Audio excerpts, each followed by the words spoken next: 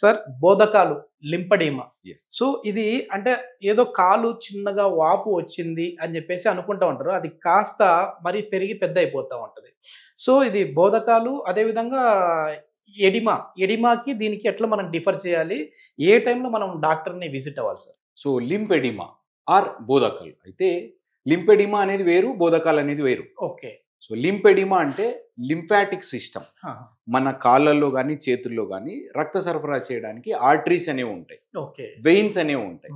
వీటితోటి only water శాతం మాత్రమే తీసుకెళ్లి కొన్ని ప్రోటీన్స్ తీసుకెళ్లే వాటిని మనం లింఫాటిక్ ఛానల్స్ అంటాం. ఓకే. సో ఈ లింఫాటిక్ ఛానల్స్ బ్లాకేజ్ అవ్వడం వల్ల మనకు ఈ లింపెడిమా అనేది వస్తుంది. So one of the reason for lymphoedema is బోధకాలు. ఓకే. సో సైంటిఫిక్ గా మాట్లాడితే ఉకరేరియా బ్యాంక్రాఫ్టీ అనేటువంటి ఒక పారాసైట్ ఇన్ఫెక్షన్ వల్ల మనకు ఈ లింపెడిమా, ఆ బోధకాలు అనేది వస్తుంది. ఓకే. ఓకే. అది మనకు క్యులెక్స్ మస్కిటో కుట్టడం వల్ల ఈ ఉకరేరియా బ్యాంక్రాఫ్టీ ఒక మనిషి నుంచి ఒక మనిషికి ట్రాన్స్ఫర్ అవుతుంది. ఓకే. ఓకే. ఫర్ ఎగ్జాంపుల్ మనం మలేరియా ఫీవర్ తీసుకున్నట్టయితే అనాఫిలస్ అనే మస్కిటో, ఫీమేల్ అనాఫిలస్ కాటు వల్ల కుట్టడం వల్ల మనకు మలేరియా వస్తుంది. అలాగే క్యులెక్స్ దోమ వల్ల ఈ లింపెడిమా, బోధకాలు అనేటువంటిది ఒకరి నుంచి ఒకరికి స్ప్రెడ్ అవుతుంది.